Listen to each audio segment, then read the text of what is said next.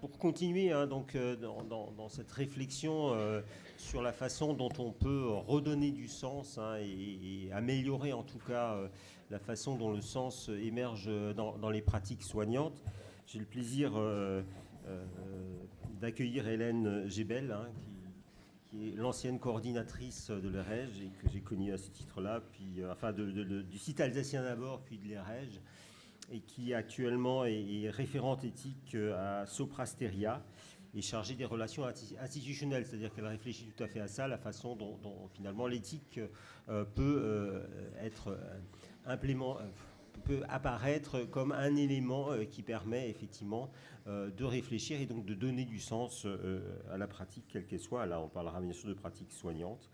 Et puis, voilà, je lui passe la parole.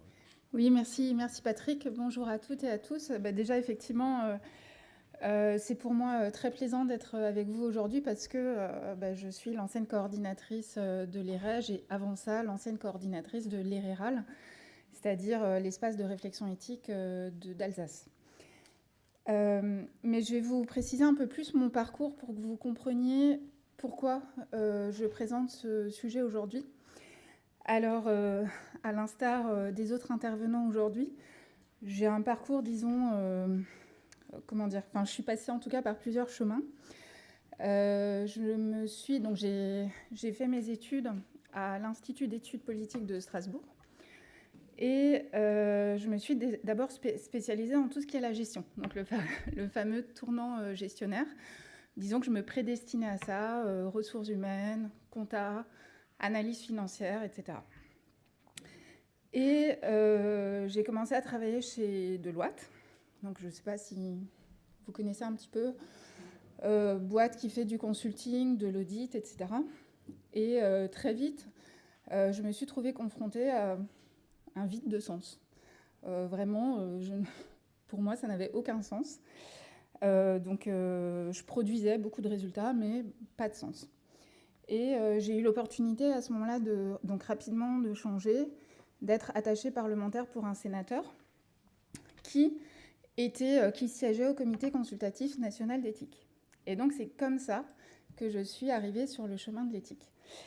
Et je travaille avec lui, et puis ensuite donc, j'ai intégré les RERAL auprès du professeur Michel Hasselmann, puis les REG, et puis désormais, donc je travaille pour Soprasteria. Alors, je ne pense pas qu'il y ait quelqu'un parmi vous qui connaisse. C'est effectivement pas très connu, pourtant, c'est une grosse boîte, 53 000 personnes quand même. Donc c'est une entreprise d'origine française qui intervient dans le monde entier. En fait, c'est pour faire des services numériques, c'est-à-dire que pour d'autres entreprises ou d'autres administrations, on déploie du service informatique de différentes natures, ces différents types de prestations. Et effectivement, donc dans cette société, depuis maintenant 2 ans, j'interviens en tant que référente éthique pour le groupe. C'est-à-dire qu'il s'agit de mettre en place à l'intérieur de cette entreprise une gouvernance en éthique, des référents éthiques et donc aussi des processus de délibération éthique. Voilà. Et à côté de ça, donc je garde un pied dans le domaine de la santé, mais aussi des ressources humaines. Et donc vous voyez qu'en fait ce sujet pour moi est à la croisée des chemins. Voilà. C'était ma petite introduction. Alors, si j'ai dans le bon sens, il y a des noms qu'on a déjà beaucoup entendus depuis ce matin, mais effectivement ils sont absolument incontournables. Donc j'irai vite là-dessus. Pour replacer les choses dans le contexte, en fait, il y a eu vraiment un tournant autour de la question du travail dans les années 2000. Alors pourquoi on a évoqué ce nom depuis tout à l'heure. Christophe Dejour a écrit un livre absolument fondamental, dont vous avez les références ici. Vraiment, je vous invite à le lire. C'est très facile d'accès, c'est assez court, ça peut être un argument. Mais ça pose vraiment toutes les questions fondamentales qu'on peut se poser sur la question de la souffrance au travail. C'est vrai qu'il y a une focalisation importante sur le travail, je dirais, de type industriel, mais les questions qui sont posées s'appliquent à tous. Donc ça, c'était un premier élément. On a eu par la suite la loi sur le harcèlement moral. Vous savez qu'aujourd'hui, c'est une notion dont on entend parler quasiment tout le temps, mais pourtant qui est relativement récente dans notre structure juridique. Et puis, quasiment de façon concomitante, on a eu l'affaire France Télécom. Alors, je ne sais pas, est-ce que ça vous parle un petit peu, cette affaire France Télécom? Quand même, à l'époque, elle avait été très médiatisée. Donc, vous vous en souvenez, hein, il y a eu une vague de suicides, soit au travail, soit des personnes qui faisaient ça plutôt à domicile. Mais un lien très net a été établi pour montrer que l'origine venait du management de l'époque de France Télécom. Et depuis, on a eu plusieurs procès et décisions en justice qui ont effectivement montré que c'était un management par la terreur et que ce management avait été institutionnalisé, c'est-à-dire souhaité. Donc, dans ce contexte-là, si vous voulez, les autorités publiques ont commencé effectivement à s'interroger là-dessus. En plus, alors je ne l'ai pas rajouté, mais on avait, là aussi, ça doit vous parler, dans les années 2008-2011, la crise des subprimes, qui a provoqué un certain nombre de licenciements. Enfin voilà, on était dans un contexte socio-économique assez rude, assez difficile. Et donc, en 2010, on a une demande du ministère du Travail, à l'époque Xavier Bertrand, pour faire une étude sur cette question. Et là, il en ressort le rapport Golac, du nom de Michel Golac, l'un des rapporteurs de cette étude, mais il y avait aussi une femme dont on n'a pas retenu le nom, évidemment. Voilà. Et donc, ce rapport, là aussi, je vous invite à le parcourir. Il est disponible en ligne, très bien écrit. Alors, il a un avantage, un inconvénient. Un avantage, c'est qu'il présente les choses de façon très simple, c'est très catégorisé. Mais je dois dire qu'il est très bien rédigé et surtout, vous verrez que ça vous parle en fait immédiatement sur des situations que vous avez pu observer ou vivre vous-même. Et dans ce rapport, on identifie 6 facteurs de risque sur la souffrance au travail et plus précisément ce qu'on appelle les risques psychosociaux. Et donc, c'est ces 6 facteurs de risque que je vais d'abord vous présenter pour vous montrer ensuite comment la délibération éthique peut répondre à ces facteurs de risque. Ces facteurs de risque, je vous le dis tout de suite et ça va être l'objet de ma présentation, ils s'appliquent malheureusement particulièrement aux professionnels de santé. Ils s'appliquent à tous, à toutes et à tous, mais particulièrement pour certains aux professionnels de santé. C'est pas dans ce sens. Alors, on a un premier facteur qui est l'intensité du travail. Quand on parle de l'intensité du travail, j'imagine que ça fait écho à vos situations, mais en fait, ça peut être tout un tas de choses différentes. Ça peut être un rythme intense. Vous pouvez travailler, je ne sais pas, seulement une matinée. Donc, en soi, on a un volume horaire pas forcément important, mais par contre, l'intensité est telle que vous n'arrivez pas à vous poser, vous n'arrivez pas à réfléchir une seule minute. L'intensité du travail, ça peut aussi être une amplitude horaire extrêmement importante. Vous avez parfois des personnes qui sont à temps partiel ou à mi-temps, mais qui, sur un laps de temps donné, vont avoir des amplitudes horaires extrêmement fortes. Typiquement, par exemple, des infirmières de nuit peuvent enchaîner des nuits de 11-12 heures. Donc, certes, après, il y a des jours de repos, mais n'empêche que la première journée après, on ne fait que dormir, parce qu'il faut rattraper ce temps-là, enfin, cet effort de concentration-là. L'intensité du travail, ça peut aussi être la polyvalence qui vous est demandée, c'est-à-dire tout le temps naviguer d'une tâche à une autre, d'une activité à une autre, de nature différente. Alors, toutes ces dimensions-là, ça répond à des notions qui ont été posées d'un point de vue scientifique préalablement, notamment avec Karasek qui a introduit la notion de demande psychologique en 1979 et la notion d'effort par Sigrist en 1996. C'est-à-dire, finalement, c'est ce qu'on peut résumer aujourd'hui par l'expression de charge mentale. Vous savez, quand vous avez l'impression qu'il faut tout le temps faire quelque chose, ça vous trotte dans la tête, et du coup, vous n'êtes jamais tranquille. Voilà. Donc, c'est un peu cette idée-là. Deuxième facteur de risque, générant des risques psychosociaux, les exigences émotionnelles. Et là, forcément, on est sur un terrain qui prend de l'importance pour les professionnels de santé. Les exigences émotionnelles, là aussi, ça peut se traduire par deux idées. Premièrement, c'est la nécessité de maîtriser ses propres émotions. Je vois un patient qui est en fin de vie. Pour des raisons X ou Y, je m'identifie à la situation. Parce que je m'identifie au fils ou à la fille, parce que la situation me fait penser à ma propre situation. Bref, il peut y avoir plein d'explications, mais moi, en tant que professionnelle de santé, à ce moment-là, je dois me contrôler. Eh bien, sauf que ce contrôle, il vous demande de l'énergie. Donc, c'est une énergie supplémentaire à votre travail, je dirais, entre guillemets, de base, que vous devez fournir à cet instant ou peut-être tous les futurs instants où vous allez vous retrouver face à ce patient. Donc, ça, c'est un premier élément dans les exigences émotionnelles, mais il y a aussi, et souvent ça se rajoute, la nécessité parfois d'absorber des émotions fortes, voire violentes, c'est-à-dire des réactions chez autrui. Alors ça peut être ces émotions fortes, c'est pas seulement de la violence, ça peut être de la tristesse, ça peut être du désespoir, mais finalement vous êtes le premier réceptacle de ces émotions, et donc faut arriver en quelque sorte à les absorber, ce qui n'est pas forcément évident, surtout si ces émotions elles se cumulent au quotidien et qu'à un moment vous-même vous n'aviez plus de sas de sécurité pour les évacuer. Donc vous voyez, typiquement, là j'ai pris des affiches du CHU de Bordeaux. Donc l'exemple sur la SNCF avant m'y a fait un petit peu penser, c'est-à-dire que à l'hôpital aussi, je pense que vous le savez, dans les établissements de santé, le nombre d'agressions a plutôt augmenté ces dernières années. Là aussi, peut-être à l'instar de la SNCF, il faudrait se demander, mais finalement, pourquoi ? Est-ce que ce n'est pas l'organisation du travail en général qui provoque cette augmentation des agressions ? L'exemple aussi qu'on a eu tout à l'heure sur les parcours de soins, disons compliqués, tend à apporter une première réponse. Troisième facteur, alors autonomie au travail, ou plutôt le manque d'autonomie au travail. Donc là, c'est quand on est,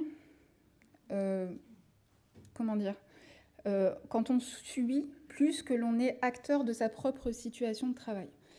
C'est-à-dire qu'on n'a pas de marge de manœuvre, on a des injonctions, d'ailleurs, qui peuvent être contradictoires, et on doit appliquer sans cesse, sans pouvoir participer finalement à l'élaboration de ces décisions, de ces réflexions. Et donc là, on peut se sentir, alors ça peut générer un sentiment d'incompétence, ça peut générer un sentiment d'inutilité. Dans tous les cas, on va se sentir comme sujet. Alors même si j'ai entendu avant la remarque, on est toujours sujet des conditions de travail, mais là on se sent assujetti à des conditions de travail. Alors, j'ai fait quelques captures d'écran, je pense que vous le savez mieux que moi. Le nombre de protocoles, de recommandations en santé est particulièrement important, avec parfois aussi des choses complètement, qui peuvent aller à l'encontre de nos valeurs. Donc ça c'est un autre facteur de risque que je présenterai tout à l'heure. On a évoqué la situation du Covid-19 tout à l'heure. Moi, je me souviens, donc, en travaillant à l'EREJ, qu'au moment du Covid-19, au tout début de la crise, en mars 2020, donc ça fait pile 5 ans, on avait eu un décret sur l'interdiction, par exemple, de faire les toilettes funéraires, etc., qui était, c'était horrible pour les soignants. Je me souviens de nombreuses réunions de crise, alors avec les autres espaces de réflexion éthique, où finalement on était face à la DGOS, donc la Direction Générale de l'Offre de Soins, et d'une seule voix, l'ensemble des espaces de réflexion avaient dit « Écoutez, nous, là, vous nous mettez une règle qu'on ne peut pas respecter. C'est pas possible. » Heureusement, ensuite, ce décret avait été supprimé, mais c'est typiquement le genre de texte qui nous confronte à des situations qui peuvent sembler insolubles. Heureusement, celle-ci, elle s'était réglée assez rapidement, mais qui, dans les services, avait mis en difficulté beaucoup de personnes. Le quatrième facteur de risque qui est souligné dans le rapport Golac, ce sont les rapports sociaux. Alors, attention, il n'est pas dit que les rapports sociaux, par nature, ne sont pas beaux. Au contraire, les rapports sociaux sont soulignés comme extrêmement importants, fondamentaux dans les conditions de travail, mais en revanche, il faut reconnaître que certains rapports peuvent être pas toujours pathologiques, mais mauvais, à minima, déficients.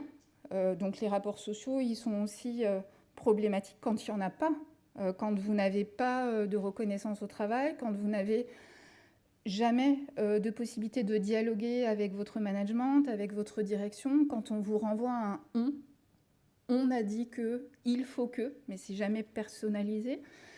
Et puis après, évidemment, on peut entrer dans des schémas plus pathologiques, effectivement, de harcèlement moral, harcèlement sexuel, etc. En tous les cas, ces rapports sociaux, ils vont avoir un impact considérable sur les conditions de travail et sur votre état de santé. Alors là-dessus, il y a eu beaucoup de travaux qui ont été faits en ressources humaines, en psychologie aussi. Et ça renvoie notamment aux 3 concepts que j'expose. Donc le concept d'intégration, c'est-à-dire que c'est à travers les rapports sociaux que vous avez au travail que vous vous sentez intégré ou pas à un groupe, à un établissement, à une organisation, à un corps professionnel aussi. Donc ce sentiment d'intégration, il est important. Il y a aussi la notion de justice. Finalement, chaque rapport social que vous allez avoir avec un collègue, avec un manager, il met en avant une certaine idée de la justice. Si derrière la reconnaissance au travail, il y a aussi qu'est-ce qui est juste. Quand vous faites un effort important au travail, comme moi je fais un effort important au travail, j'aime qu'il soit reconnu parce que je me suis dit mince, je me suis démenée, j'ai fait des efforts, donc c'est juste qu'on me dise, qu'on me reconnaisse à ce moment-là et qu'on reconnaisse l'effort que j'ai effectué. Mais la justice, c'est pas seulement dans un rapport d'individu à individu, c'est aussi la justice organisationnelle. Finalement, est-ce que l'organisation permet cette justice, permet cette reconnaissance, permet cette élaboration de rapports sociaux riches, diversifiés, ouverts au dialogue, etc. Et donc, vous voyez, j'en ai parlé depuis tout à l'heure, ça va évidemment avec le concept de reconnaissance. Donc, aussi développé par Sigrist. Alors, évidemment, la souffrance éthique, ça a été reconnu comme un facteur de risque dans ce rapport Golac. Donc, ça a déjà été évoqué un petit peu tout à l'heure. Dans ce rapport, il est précisé que la souffrance éthique, donc pareil, c'est un petit peu schématique, mais ça représente quand même assez bien les choses, elle peut venir de 2 schémas différents. Premièrement, c'est quand on vous demande d'agir d'une certaine façon, mais que cette façon, elle est contraire avec vos valeurs. Et quand je dis les valeurs, c'est pas seulement vos valeurs professionnelles, ça peut aussi être vos valeurs personnelles, ça peut être les valeurs qui vous viennent d'un groupe, de votre famille, de l'appartenance à une famille spirituelle. Finalement, quand vous êtes confronté à des injonctions telles, eh bien, il y a toujours ce dilemme. Est-ce que je respecte ce qu'on m'a demandé, mais finalement, en mettant à mal mes valeurs, mais quand je mets à mal mes valeurs, je nie une partie de mon identité. Ou alors, est-ce que j'entends avant tout mes valeurs et donc mon identité, mais je me mets en danger professionnellement. Donc vous voyez que là, c'est typiquement un dilemme où on va s'interroger et il n'y a pas de solution, de solution idéale. Il va falloir essayer de trouver le meilleur chemin possible. Deuxième possibilité, donc ça a été pas mal discuté ce matin, donc effectivement qui a été introduit par Christophe Dejour, mais qui a été aussi beaucoup développé par Yves Clos. C'est la notion de travail ou de qualité empêchée. Donc là, c'est quand vous devez faire le travail d'une certaine façon, mais qu'en travaillant ainsi, vous ne pouvez pas finalement réaliser la tâche qui vous est demandée. Et en tout cas, vous ne pouvez pas bien la faire. Vous ne pouvez pas la faire conformément à votre conscience professionnelle.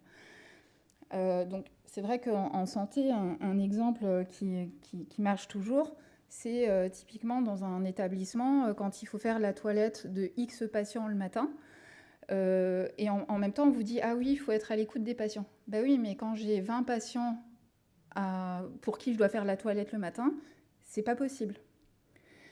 Et donc là, en fin de journée, vous vous dites « Mince, j'ai mal fait mon travail ». Oui, mais c'est pas parce que vous vouliez mal le faire, c'est parce qu'on ne vous a pas donné les possibilités de bien le faire. Alors, il y a d'autres notions qui se sont développées depuis, notamment la notion de brown-out.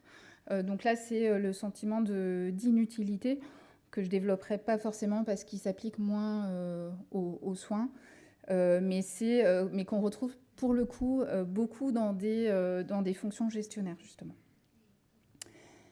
Alors, vous avez sur l'encadré quelques exemples d'études, il y en a beaucoup d'autres. Donc là, ça vient notamment de la DARES, donc c'est la Direction de l'animation, de recherche, études et statistiques, qui fait beaucoup d'études sur les conditions de travail. Et si ça vous intéresse, je vous incite à regarder ça sur le site internet. Et donc, vous voyez que sur ce facteur de souffrance éthique, il a été mis en évidence que les professionnels de santé sont particulièrement touchés. Là, il y a eu un focus sur l'aide à domicile. Pourquoi ? Parce qu'on était encore dans l'après-Covid. Et vous le savez, les salariés ou les personnels de l'aide à domicile ont été quand même dans des situations extrêmement compliquées durant cette période. 6e et dernier facteur, c'est l'insécurité de la situation de travail. Alors, quand on dit ça, ça peut être... en fait, c'est ce qu'on appelle... ça regroupe tous les contrats atypiques, mais pas que. Les contrats atypiques, c'est tout ce qui n'est pas un CDI. Donc, vous avez bien sûr les CDD, les intérimaires, mais aussi les apprentis, les stagiaires, etc. Mais l'insécurité de la situation de travail, ça peut être aussi quand vous êtes en CDI, mais vous n'avez pas de visibilité sur votre avenir professionnel. Ou alors, vous avez la peur d'un déclassement, par exemple, de votre situation parce que votre pouvoir d'achat n'évolue pas. Donc, c'est assez vaste comme catégorie, mais ça regroupe tout ça. Donc, en gros, vous n'êtes pas... Enfin, comment dire ? À la fois votre rémunération et votre reconnaissance au travail ne vous permet pas d'envisager un avenir sain et serein pour vous-même et peut-être vos proches. Là-dessus, donc, je m'arrêterai sur le schéma là que vous avez en bas à droite. C'était, alors si je vois bien, donc évidemment on a des données qui sont assez tardives, hein. Donc là c'est 2017. Oui, voilà, on est en rouge, 4e avant le bas. Vous voyez qu'on n'est quand même pas très très bien placé. Alors, le salaire moyen des infirmiers, historiquement, il est bas dans beaucoup de pays. Là, je ne ferai pas un détour par l'histoire, mais vous le savez probablement. Pourquoi ? Parce que particulièrement féminin, parce qu'on estime que quand on est une femme, le service aux autres, c'est naturel, et tout ce qui est naturel n'a pas besoin d'être rémunéré. Bon, je vais très vite, mais il y a de ça. Il n'empêche que si on fait une comparaison avec donc les autres pays européens ou l'OCDE, vous voyez quand même qu'on est très très en deçà de la moyenne. Alors, finalement, pourquoi je vous ai présenté tout ça ? Pourquoi j'ai montré ces 6 facteurs de risque ? Déjà, ce dont il faut avoir conscience, c'est que quand on présente les risques psychosociaux, souvent on a tendance à mettre la focale sur les conséquences individuelles. Épuisement professionnel, dépression, anxiété, bien sûr, c'est majeur pour l'individu qui vit ces situations. Donc évidemment, il faut qu'on ait un accompagnement dans notre société là-dessus. Le mieux, ce serait quand même de travailler sur les facteurs de risque. Mais bon. Mais souvent, ce qu'on oublie de dire, c'est les conséquences à la fois organisationnelles et sociétales qui finalement questionnent notre société dans son ensemble. C'est-à-dire que déjà, à l'échelle d'une organisation, vous le savez, quand on a 10-15% d'absentéisme, ça bouleverse le fonctionnement de tous les services, mais ça bouleverse aussi, ça remet en cause aussi quoi? Notre capacité à délivrer des soins, notre capacité à accueillir des patients, à les accueillir dignement encore plus. Ça génère souvent une augmentation des accidents ou des maladies professionnelles, du turnover. Tout ça, ça se conclut souvent par quoi? Par des fermetures de services. Mais là où j'insisterai encore plus, c'est au niveau sociétal. C'est-à-dire que finalement, de mon point de vue, c'est quasiment notre société tout entière qui est questionnée là-dessus, puisque, in fine, ça crée des ruptures dans les parcours de soins. Donc, qu'est-ce qu'on veut comme droit à la santé dans notre population? Les déserts médicaux, c'est la même question. Ça conduit généralement à des priorisations dans l'accès aux soins. Donc là, vous voyez que tout de suite, on s'interroge, ok, mais alors quels critères ou quelles priorités on met en avant? Donc ça nous oblige peut-être à faire des sélections dans la population. Finalement, tout ça, pour moi, se rapproche de la notion du concept d'anomie au sens de Durkheim. Alors, l'anomie, c'est quoi? Forcément, ça date un petit peu, mais ça s'applique parfaitement à notre situation. L'anomie, c'est quand on perd de vue notre interdépendance à toutes et à tous. C'est-à-dire qu'on fait tous partie d'une société, on est liés, on est interdépendants, toutes et tous, mais aujourd'hui, on perd de vue, on a perdu ce sens de l'interdépendance. C'est-à-dire qu'on ne sait plus finalement pourquoi on est interdépendant, et on a l'impression chacun d'être des individus dans notre coin, alors que non, on forme une société et on oublie parfois pourquoi on forme une société. Et le risque avec l'anomie, donc vous voyez quand même que le livre duquel c'est tiré s'appelle « Le suicide », finalement, le risque, c'est qu'il n'y ait plus de société, qu'il n'y ait plus ce corps collectif. Donc on en revient à une question qui est bien collective et non pas individuelle. Alors, comment réagir face à ça? Se résigner, évidemment, non. En tout cas, c'est pas la meilleure solution. Résister, c'est bien, mais là aussi, on l'a dit depuis tout à l'heure, tout seul, en fait, on est très impuissant d'une part, et surtout quand on agit tout seul, généralement, on est face à des acteurs qui nous font porter la culpabilité. C'est-à-dire que la réflexion ne porte plus à ce moment-là sur les conditions de travail, mais souvent, il nous renvoie sur nos faiblesses psychologiques, sur notre incapacité à travailler efficacement, etc. Donc, agir tout seul, c'est pas non plus la solution. Du coup, c'est bel et bien l'action collective qui est recommandée. Alors, je ne fais pas de tracts syndicaux, c'est pas ma position, mais vous voyez que je vous renvoie à des documents qui viennent donc de l'ANACT. C'est l'Agence nationale d'amélioration des conditions de travail, donc qui a insisté plusieurs fois là-dessus, sur la nécessité de l'action collective et non pas de l'action individuelle.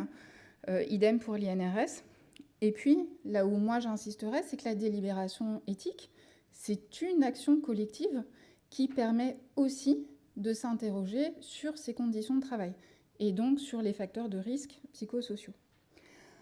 Pourquoi la délibération éthique? Alors, si je fais un très très rapide rappel, la délibération éthique, c'est quand on va s'interroger, se questionner, soit lorsque l'on est face à un dilemme éthique, ou alors lorsque l'on est face à des valeurs en tension. Alors, je n'ai pas le temps de beaucoup plus détailler, mais en tout cas, c'est quand on a vraiment un questionnement sur ces valeurs et sur la conduite à tenir face à une situation donnée. Donc, ça n'est jamais une réflexion très générale, mais c'est toujours face à une situation bel et bien singulière. Cette délibération éthique, elle se fait grâce à une représentation pluridisciplinaire, c'est-à-dire que plusieurs corps de métier doivent être représentés. Alors, c'est pas c'est pas juste pour faire respecter un esprit démocratique, c'est parce que les points de vue différents sont bel et bien pertinents pour que tous et toutes regardent une même situation. Et à partir du moment où on a confronté ces regards, ces points de vue, eh bien, peut commencer le processus collectif de la réflexion. Et ce processus-là, alors il peut prendre plus ou moins de temps, ça dépend de la situation qui est traitée, eh bien, il va permettre de faire émerger un avis. Souvent, on parle d'avis lorsqu'on fait une délibération éthique, qui peut être suivi ou non, mais en tout cas, ça permet de dégager une sorte de chemin à parcourir et qui peut aider à prendre certaines décisions. Cette prise de décision, généralement, donc si le processus de réflexion éthique a bien fonctionné, cette prise de décision, eh ben, ça va être la moins mauvaise possible. Pourquoi ? Parce qu'on va essayer de respecter le plus possible l'ensemble des valeurs qui étaient en tension. Donc si maintenant on confronte ça avec les facteurs de risque, vous voyez que la délibération éthique, elle permet déjà aux acteurs en présence d'exprimer leur ressenti face à une situation et donc de mettre en avant les valeurs qui sont pour eux, à ce moment-là, importantes. Donc ça répond déjà aux facteurs sur les exigences émotionnelles, parce que c'est un moment quand même de parole, de discussion. Ensuite, on observe un principe de collégialité pour la prise de décision. Donc on retrouve un peu, c'est pas une pleine autonomie, mais on retrouve un peu d'autonomie c'est-à-dire finalement, on va se sentir acteur et utile face à une situation donnée. Troisièmement, si la délibération éthique est bien menée, donc j'insiste sur le si, eh bien à ce moment-là, à cet instant-là, il n'y a pas de notion de hiérarchie. Chacun est à la même position, chacun partage son ressenti, son opinion sur les valeurs qui sont en tension. C'est un dialogue qui est respectueux, c'est-à-dire qui se fait dans l'écoute les uns des autres. Donc vous voyez que ce que je dis là, c'est un peu un monde idéal. Ça peut exister, hein. Mais en tout cas, ça répond aux facteurs de risque sur les rapports sociaux, c'est-à-dire que ça peut créer une ambiance moins pathogène, et ça a été souligné ce matin. Rien que la remise en place de dialogues comme ceux-là sont bénéfiques. Et puis enfin, si on mène bien la délibération éthique, ça peut permettre de résoudre le dilemme éthique ou la situation qui confronte des valeurs en tension. Et là, on a ce sentiment du travail bien fait, du travail beau, comme ça a été dit ce matin. Et donc, finalement, ça permet de lutter contre le facteur de risque sur les souffrances éthiques. Donc, j'en arrive à ma conclusion. C'est pour ça, vous voyez que la délibération éthique, en tout cas dans le domaine de la santé, mais moi, je peux vous dire que c'est un argument que je défends aussi dans le domaine du numérique, est absolument essentiel. Alors essentiel premièrement pour résoudre les dilemmes éthiques, bien sûr, et donc pour répondre à certaines situations singulières, mais in fine, je dirais presque conséquemment, ça améliore aussi les conditions de travail. En tout cas, c'est l'hypothèse que moi je formule. Et donc, eh bien, ça peut aussi aider pour lutter contre les risques psychosociaux, à des titres individuels, mais aussi organisationnels et sociaux. Voilà, merci.